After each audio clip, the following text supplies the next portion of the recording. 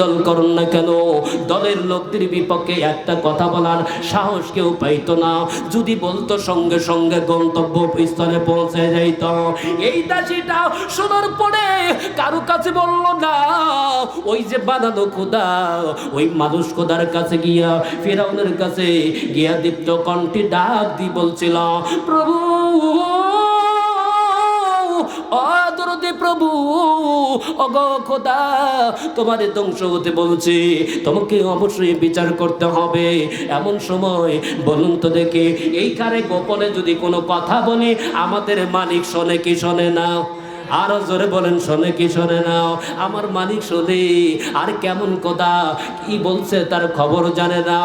এইবার দাসী দীপ্ত কণ্ঠে ডাক দিয়ে বলে, প্রভু যদি বিচার না করো আমরা নিজেই বিচার করব। এই কথা বলার পরে যখন প্রস্তাব করা হলো, এমন সময় ফিরআউন ডাক দিয়ে বলল, দাসী রে, যাও তুমি ওই মহিলাকে ডেকে নিয়ে আও, ওই দাসীকে তোমরা ডেকে নিয়ে আসো। দাসীকেও গ্রেপ্তার করা হলো।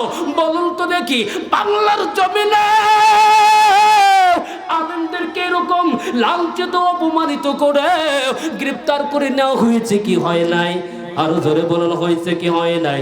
আল্লাহর কসম, যেই দল আসুক না কেন, আলেমদের বিপক্ষে যারা লাগবে, আবার আল্লাহ তাদেরকে আবার মাটির সঙ্গে পিষে দিতে দ্বিধা করবে না। জোরে বলুন না আল্লাহু আকবার। এই তো সেটাও ডাক দিয়ে বলল, আমরা ঠিক আছে নিয়ে আসবো। দাসী অন্যান্য বাহিনী লইয়া ওই দাসীকে গ্রেপ্তার করে নিয়ে আনা হলো।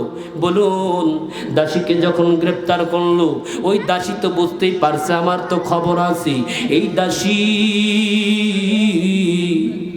এই প্রভুর দরবারে, বানানো প্রভুদের প্রভুর দরবারে যখন হাজির, এই ফিরআউন সুন্দর করে ডাক দিয়ে বলে, দাসী বলো ঈমান ছেড়ে দিবা কিনা?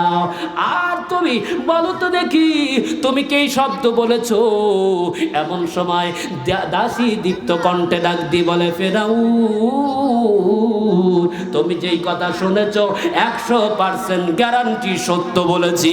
জোরে বলুন আল্লাহু আকবার। আমার বাইরা রে,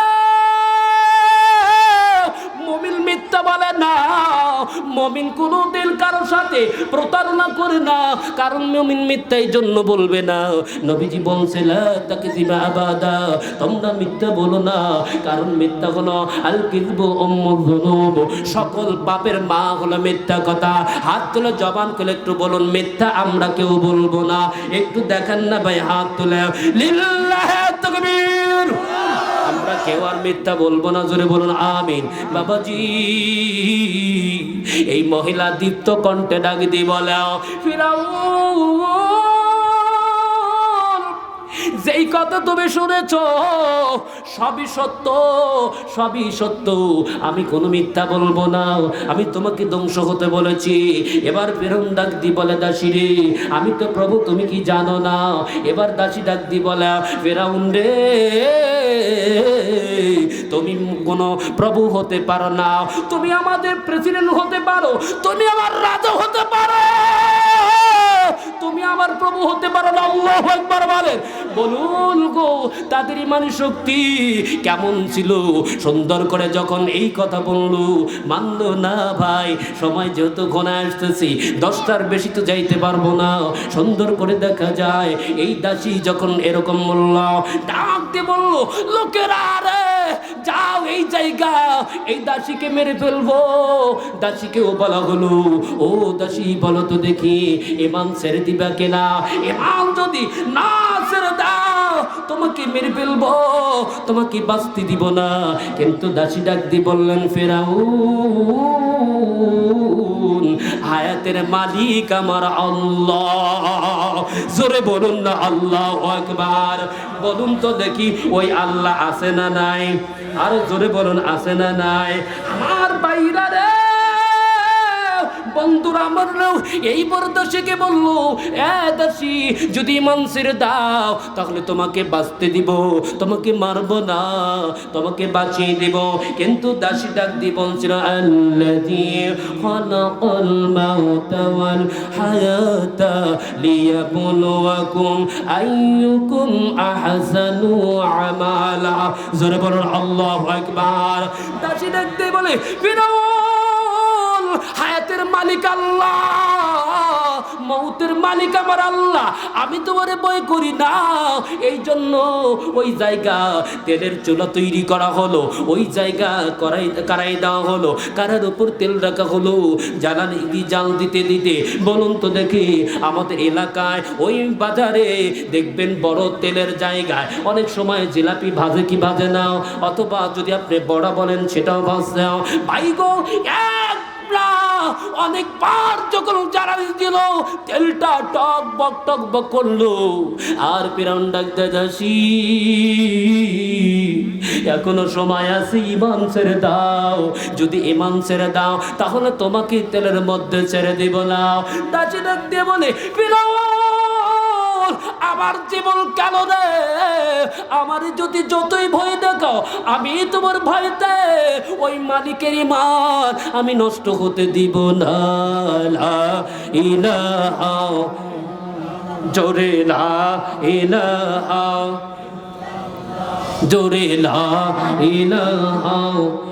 ভাই গো, এমন সময় দাসীকে ওই জন্য যখন ছোট্ট বাচ্চাকে তেলের মধ্যে ছেড়ে দিল, এরপরে ফিরআউন কি কথা বলল, কিন্তু নিজের চোখের সামনে মা, নিজের চোখের সামনে এই মহিলাটা যখন এরকম যন্ত্রণা দেখলো, সন্তান ছটফট ছটফট করতে করতে দুনিয়া থেকে বিদায়। এরপরে ফিরআউন আবার অফার করলো, দাসী এখনো সময় আছে, ঈমান ছেড়ে দাও, তোমারে আর মারব না। আবার দাসিয়া কিভাবে উত্তর দিল, শেষবারের মতো ফিরআউন মাসুম বাচ্চাকে তেলের মধ্যে যখন ছেড়ে দিল, এমন সময় দাসী আবার আল্লাহকে ডাক দিয়ে বলল, আল্লাহ, দরদি আল্লাহ, তুমি তাকে দেখো, তোমার প্রতি ঈমান আনার কারণে দেখো আমার কি দশা করলো। আল্লাহ, তুমি আমার ঈমানটা টিকে রাখো রে আল্লাহ, আমার ঈমানটা টিকে রাখো, আমারে তুমি আল্লাহ ধৈর্য দাও। জোরে বলা যাবে কিনা আল্লাহু আকবার। এইবার দাসী ঈমান ছাড়ার উপক্রম হলো। এমন সময় তেলের মধ্যে থেকে ওই মাসুম বাচ্চা জবান খুলে ডাক দেয়, মা, তুমি ঈমান নষ্ট করো না মা, এটা তেলের কোনো জায়গা না, চুলো না রে মা। মা, এটা তেলের কোনো চুলা না রে মা, এটা হলো আমার আল্লাহর জান্নাত। কার আল্লাহু আকবার বলেন। বলুন, এমন মার ঈমান যদি ওই রকম ঈমানদার আমাদের মায়েরা যদি হতো, এই মায়েরা বেপরদায় ওই মার্কেটে কোনো কিছু কেনাকাটা করতে যাইতো না। জোরে জোরে বলুন না, কথা ঠিক কিনা? এই জন্য ও ভাই, সোনার ভাইরা, এই জায়গা যেত নয়পাড়া দারুস সুন্নাহ মাদ্রাসা, এই জায়গা ক্লাস 10 পর্যন্ত আছে না, 10 পর্যন্ত, এবং হেফজখানাও আছে। একটু মেহেরবানি করে আসুন, 10,000 20,000 টাকা এই মাদ্রাসার জন্য সার্বিক সহযোগিতা কোন ভাই করবে, একটু দয়া করে আসুন। আল্লাহর কাছে দুইটা হাত তুলে মন থেকে দোয়া করব, আল্লাহ যেন আপনার সন্তানকে আল্লাহ আল্লাহ বানিয়ে দেয়। জোরে বলুন না মারহাবা। লা ইলাহা। আসুন আসুন আসুন, মেহেরবানি করে ভাই আসুন, একটু মেহেরবানি করে সোনার ভাই সার্বিক সহযোগিতা একটু করেন, কারণ কোরআনের মাহফিল, কোরআনের জায়গা।